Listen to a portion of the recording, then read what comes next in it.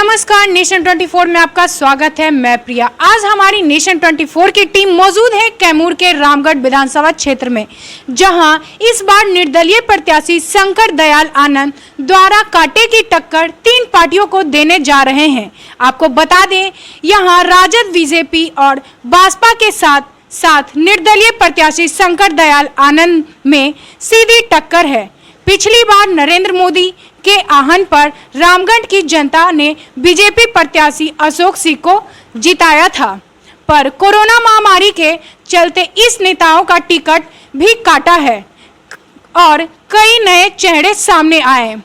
निर्दलीय प्रत्याशी शंकर दयाल आनंद जी का भी दावा है कि इस बार उनकी जीत पक्की है। आइए हम बात करते हैं और आगे की रणनीति इनसे जानते हैं। स्वागत है नेशन 24 में सर। आप बताइए कि किन किन से आपकी टक्कर है। इस बार आप निर्दलीय चुनाव लड़ने जा रहे हैं, पहले आप कांग्रेस में भी रह चुके हैं। हमारी टक्कर तो अब हम तो किसी कोई मेरे टक्कर में ही नहीं है, जैसा देखा जाए और जैसा युवाओं का विचार है, क्योंकि विकास एक मुद्दा यहाँ है। देखिए, शिक्षा और चिकित्सा पर यहाँ कोई काम नहीं हुआ, विकास के मुद्दे पर कोई काम नहीं होता है। केवल मातम पुरसी करने के लिए लोग जाते हैं। विधायक और सांसद का मतलब ये होता है कि वो विकास के मुद्दों पर चर्चा करे। रोटी, कपड़ा और मकान जो था, उसके बाद शिक्षा और चिकित्सा, 2 चीज़ें इसमें बढ़ गई और दोनों यहाँ शून्य हैं। यहाँ से 25 से 30 गाड़ियाँ बनारस में रोज जाती हैं और मैं वहीं रह के उन लोगों का निदान कराता हूँ। रामगढ़ की राजनीति का क्या हाल है? रामगढ़ के राजनीति का ये हाल है कि जो तीनों लोग चुनाव लड़ रहे हैं, ये जैसे बसपा प्रत्याशी 2 बार बतौर राजद प्रत्याशी चुनाव जीत चुके हैं, वर्तमान विधायक जो हैं 1 बार चुनाव जीत चुके हैं, और एक महागठबंधन से जो प्रत्याशी लड़ रहे हैं, उनके पिताजी जो हैं करीब लंबे समय से यहाँ स्थापित रहे हैं। तो इन लोगों को लोगों ने देखा है, यहाँ का जनमानस इन लोगों से त्रस्त आ चुका है और एक चौथे विकल्प के रूप में वे लोग हमको देख रहे हैं, क्योंकि मेरे पिताजी भी रामगढ़ के प्रथम प्रमुख रहे और जिला परिषद सदस्य रोहतास रहे, सौंका गांव के 32 वर्ष मुखिया रहे, जहां से 2 कैबिनेट रैंक के मंत्री भी हुए।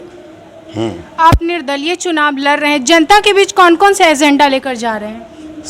केवल 2 ही एजेंडा यहाँ है। अगर शिक्षा चिकित्सा पर अमल किया जाए, वैसे मैंने अपने घोषणा पत्र में उन सारे मुद्दों को दिया है कि होना क्या चाहिए यहाँ। इस एक भी मुद्दे पर देखिए, अभी कल का आप अखबार पढ़िए, उसमें सारे प्रबुद्ध लोगों ने मेरी बात को स्वीकार किया है। रामगढ़ में रेफरल हॉस्पिटल है, वहाँ सीबीसी भी नहीं होता है, और अल्ट्रासोनोग्राफी तो बहुत दूर की बात है, एक्सरे तक नहीं होता है, डिजिटल एक्सरे भी नहीं है। केवल बिल्डिंग बनाने के लिए विद्यालय बड़े बड़े इन सांसद फंड, विधायक फंड से बने हैं, शिक्षक नहीं हैं। अरे यहाँ से लोग बच्चों को पढ़ाने के लिए बनारस जाते हैं, कोई कायदे का विद्यालय नहीं है। देखिए, मैंने मांग किया है बच्चों को उचित शिक्षा दिलाने के लिए एक सेंट्रल स्कूल की स्थापना, एक समेकित विश्वविद्यालय जिसमें स्नातक और स्नातकोत्तर शोध प्रबंध की सुविधा हो, 200 बेड का मेडिकल कॉलेज व अस्पताल की स्थापना, अभियान इंजीनियरिंग महाविद्यालय की स्थापना, राजकीय चावल प्रसंस्करण संयंत्र की स्थापना जो किसानों को न्यूनतम दर पर सुविधा मुहैया कराए, जैविक व औषधीय खेती को बढ़ावा देने के लिए सहयोग समिति की स्थापना, जहां से कृषि इनपुट की आपूर्ति व तैयार कृषि उत्पादों की खरीद की जाए, कचरा निस्तारण संयंत्र की रामगढ़, दुर्गावती व नुआओं में व्यवस्था, रामगढ़ में बहुउद्देशीय स्पोर्ट्स कॉम्प्लेक्स की स्थापना जिसमें इंडोर आउटडोर दोनों हो, रामगढ़ विधानसभा के सभी बाजारों में वाहन पार्किंग की सुविधा व्यवस्था, क्योंकि आप इससे अभी रूबरू होकर आ रहे हैं, कहीं बेतरतीब ढंग से गाड़ी की जा रही है खड़ी, या किसी को समझ में नहीं आती कि आप लोग हैं, अस्पताल में लोग जा रहे हैं और वो रुक गए, तो उसकी व्यवस्था पहले की जाएगी। आपने ये सभी अपने घोषणा पत्र में जारी किया है, क्या ये हो पाएगा? एकदम निश्चित तौर पर होगा और सब सरकारी ढंग से होगा। अभी आप घर में जाइए, देखिए वहाँ इंजीनियरिंग कॉलेज नहीं बन रहा है। यहाँ के सांसद ने जो बक्सर का था एम्स, उसको उठा करके ले गए अपने यहाँ भागलपुर के। तो हम पूछ रहे हैं कि ऐसा सांसद क्यों आप जिता रहे हैं कि ये क्षेत्र से इससे जीते हैं और एम्स ले जा रहे हैं भागलपुर में, क्यों ले जा रहे हैं? सर, आपके क्षेत्र में जल जमाव, बेरोजगारी, ये सब के लिए की स्थिति क्या है, कैसी है? बहुत बदतर हालत है अब धीरे धीरे पुनः उसी जगह पर पहुंच जाएगा, चूंकि जो अप्रवासी और भारत वाले वो आए वहाँ से मजदूर सब गांव में पड़े हुए हैं और कोई व्यवस्था नहीं। हालांकि दुर्गावती एक हब बन गया है, वहाँ 25-50 लड़कों को मैं अपने प्रभाव से, जिस दुनिया में मैं हूँ आप लोग जान रहे हैं बखूबी, तो उसके चलते मैं 10-20-25 लड़कों को फैक्ट्री वगैरह में लगवाया हूँ। जितना हो पाता है मैं करता हूँ। और चिकित्सा के लिए तो मैं आज भी बनारस से ही लौट रहा हूँ, 4 मरीजों को दिखा करके आ रहा हूँ। और मरीज, आप निर्दलीय चुनाव लड़ रहे हैं, जी। क्या क्या बदलाव लाएंगे अपने क्षेत्र में? मैंने तो अपने घोषणा पत्र में दे दिया है कि सबसे पहले हमारा फोकस युवाओं को रोजगार देना है। सबसे पहला फोकस है युवाओं को रोजगार देना। अब देखिए बीएड कॉलेज वगैरह लोग खोले हैं, इतना पैसा ले रहे हैं लोग, इतना पैसा ले रहे हैं। 70,000 में बनारस से बीएड करके मैं लोगों को भेज देता हूँ। यहाँ 2 लाख के लगभग लोग फीस ले रहे हैं, 2 लाख के लगभग फीस ले रहे हैं। क्यों भाई? दूसरी तरफ से आपने कैमूर के वीआईपी सीट रामगढ़ से चुनाव के मैदान में ठोक रहे हैं ताल, इस पे क्या कहना है आपका? हाँ, ये हम लोगों का पुश्तैनी काम रहा है, इसमें कोई दो राय नहीं है। चूंकि मेरे बाबूजी प्रथम प्रमुख रहे हैं रामगढ़ के, तो मेरी ये ड्यूटी बनती है कि उनके जो रुके हुए कार्य रहे, जो उस पर वो अमल नहीं कर सके और उनके दिल में वो था कि मैं उसको करूं, उसको मैं करूंगा, निश्चित तौर पर करूंगा।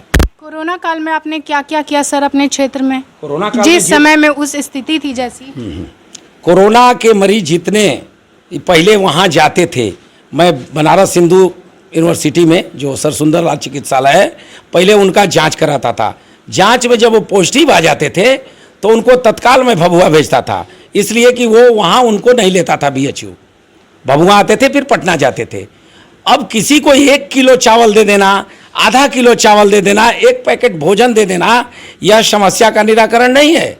सबको भोजन बराबर मिले। लोग 1 किलो चावल बांट के कहने लगे कि मैं बहुत बड़ा नेता हूँ, मैंने कोरोना काल में ये कर दिया। अरे 1 किलो चावल दे देना ही समस्या का निराकरण है। आप ऐसा व्यवस्था बनाइए कि उसको बराबर चावल मिलता रहे। वो तो खुद ही सरकार देती है चावल लोगों को खाने पीने के लिए। आपकी क्या भूमिका थी? बस यह दिखाने के लिए कि मैं नेता हूँ। नेता दिखावे के लिए राजनीति नहीं करते, हम लोग दिखावे के लिए राजनीति नहीं करते। और एक आप लोगों को शायरी सुना दूं, चश्म फुर आब है फिर भी जिगर जलता है, और क्या कयामत है कि बरसात में घर जलता है। इतने लोगों के होने के बाद देख रहे हैं हमारे गांव की रोड, बाबूजी अभी उठा लेंगे कुर्ता धोती पहन के जाएंगे, भिड़ जाएंगे और ये रोड बनेगी। बताइए, इतने लोगों, इतने नेताओं का रोड है, सांसद, इतने दिन मिनिस्टर, और रोड का असर देखिए। जब ये हटे हैं तभी की रोड पर कालीकरण हुआ है, इन्हीं के कार्यकाल में बना है। और कुछ पूछना हो? क्या हुआ है इनके कार्यकाल में, आपके पिताजी के कार्यकाल में? हमारे पिताजी के कार्यकाल में पहले तो 5 डिसमिल इतनी महंगी जमीन उन्होंने लिख दिया। ये स्कूल की बिल्डिंग देखिए 3 तल्ले की, बैंक ऑफ इंडिया लाए, 24 बीघा का वो हम लोगों का फील्ड है जो रोड पर है। और अब इससे ज़्यादा एक मुखिया होकर के आदमी क्या करेगा, क्या करेगा? और इनके जो अरमान थे वो अभी पूरा हो गए। देखिए मेरे बाबा के नाम से यहाँ लाइब्रेरी है, तेजस्वी और लालू ने आके उसका उद्घाटन किया, चूँकि उसमें पहले से लाइब्रेरी चल रही थी। और इनका विचार था कि यहाँ एक +2 का विद्यालय चले, तो +2 का विद्यालय भी हो गया। उसमें हम सहयोग प्रदान करते हैं। हम हर रविवार को यहाँ आ जाते हैं। रामगढ़ में मेरी ज़मीन है, वहाँ मेरा कार्यालय है। अब उतना हाईटेक तो नहीं है, पुराना मकान है, उसी में एक ऑफिस बना के रहते हैं। जिसकी जो समस्या होती है, अब ब्लॉक में जाइए दलाली, थाने में जाइए दलाली। अरे ऐसे होता है काम। ये लोग थे तो किसी की हिम्मत थी, गांव में पुलिस के घुसने की हिम्मत नहीं थी। ये कहते थे कि गांव मेरा है, पहले मेरे यहाँ आओ, क्यों जा रहे हो उसके यहाँ पूछने के लिए? अरे कोई केस मुकदमा ही नहीं होता था, 2 लोगों में झगड़े होते थे, लोग यहीं सलटा देते थे। अब इतनी विकृति हो गई है कि क्या बताया जाए। बहुत दुख में हैं हम लोग और पूरा युवा वर्ग। रामगढ़ की जनता चाह रही थी एक बार कि एक ऐसा प्रत्याशी आवे। अब उनके आशा पर मैं कितना खरा उतरूंगा यह तो 10 तारीख बताएगा। मैं अपना रामगढ़ में 3 पार्टियां जबरदस्त टक्कर पे है, इसका क्या कहना है आपका? ये रामगढ़ में पार्टियां नहीं हैं। देखिए, जैसे राजद का जो मूल वोट है वो अंबिका यादव की तरफ चला गया। अगर राजद का मूल वोट रहा होता तो जगदानंद सिंह जैसा कद्दावर व्यक्ति दद्दन यादव से चुनाव नहीं हारता, श्यामलाल कुशवाहा से चुनाव नहीं हारता। तो कहाँ यहाँ पार्टी है? कब % यादव देंगे इनको वोट? सब अंबिका यादव की तरफ चले गए हैं, हरिजन उसके तरफ हैं, कुशवाहा उनके तरफ हैं। तो कहिए एक तरह से तो अंबिका और मेरी लड़ाई है डायरेक्ट। वो खुद भी कह रहे हैं, जाइए उनसे पूछिए, वो धरातल के आदमी हैं, वो बता रहे हैं कि मेरी लड़ाई में कौन है। ये लोग शिफर हैं, कहीं से नहीं है लड़ाई में। आने वाले दिन जो आ रहे हैं ना, उसमें देखिएगा क्या होगा। ये 50 गाड़ियों का काफिला, 100 गाड़ियों का काफिला लेके चलने से नहीं होता है, लोगों के दिल में वास करना होगा। और कैसा विधायक होगा रामगढ़ का, यहाँ की जनता चुन चुकी है। हम शालीनता से चल रहे हैं, गांव में घर घर मिल रहे हैं, लोग आशीर्वाद दे रहे हैं। कैसा होगा? वो सरजू राय ने बताइए मुख्यमंत्री को हरा दिया, कैसे हरा दिया? कुछ तो रहा होगा। हमारे अजय राय जी हैं बनारस में, निर्दल चुनाव जीतते हैं, कैसे जीतते हैं? अगर आप जीतते हैं तो क्या बदलाव लाइएगा? जैसे में अभी शिक्षा, बेरोजगारी, बेटियों को लेकर भी बहुत सारे अभी क्राइम हो रहे हैं, इसके बारे में क्या सोच है आपकी, क्या राय है? बेटियों को पहले तो हम संस्कार देंगे, बेटियां हमारी बेटियां हैं। और अब क्या बताया जाए, बहुत कुरीति आ गई है ये, और यह तो कार्य सदैव से होता रहा है। अपहरण और ये सब चीज़ें जो हैं, ऐसा नहीं है। अब इस पर भाई चूँकि इसको प्रशासन को कंट्रोल करना होता है, हनक से सब चीज़ें दूर होती हैं। देखिए मोहनिया में घटना हुई, अब कैसे हुई, क्या हुई, प्रशासन से हम लोग बात किए, उसमें अंत में ये पता चला कि भाई पहले से कुछ ऐसा था। तो पहले तो हम बच्चों में अपने संस्कार भरेंगे कि तुम किस ढंग से रहो, क्या करो। हमारी भी बच्चियां हैं, बेटियां हैं, पढ़ती हैं बनारस में, तो हम उनको संस्कार देते हैं कि भाई ऐसे रहो, ऐसे रहन सहन अपना रखो कि ऐसा कुछ ना हो। तो अब इसमें हम क्या कह पाएंगे, ये तो प्रशासन का काम है और ये उनका काम है कि इस व्यवस्था को चुस्त दुरुस्त करें, और जैसा सरकार होती है वैसा प्रशासन भी होता है। और सर आगे आप क्या करना चाहते हैं जीतने के बाद? जीतने के बाद हम ये जितने मुद्दे हैं मेरे, एक नंबर से शुरू करेंगे। सर्वप्रथम एक केंद्रीय विद्यालय की स्थापना यहाँ कराएंगे, जो यहाँ से मतलब हमको लगता है कि 100 से 200 लोग मकान लेकर के 100 से 200 लोग मकान लेकर के बनारस में रहते हैं, और बच्चों को केवल पढ़ाने के लिए। मुझसे मुलाकात होती है, पूछने पर लोग बताते हैं कि मैं बच्चों को लेकर पढ़ाने के लिए आया हूँ। अरे क्या भाई, इतने बड़े बड़े नेता रहे, देखिए सुन ही रहे हैं। तो हम ये सब काम नहीं करते, हमारा बड़ा शालीनता से हुआ। हम भी कह दे तो 100-200 गाड़ियाँ आ जाएंगी, ऐसा नहीं है।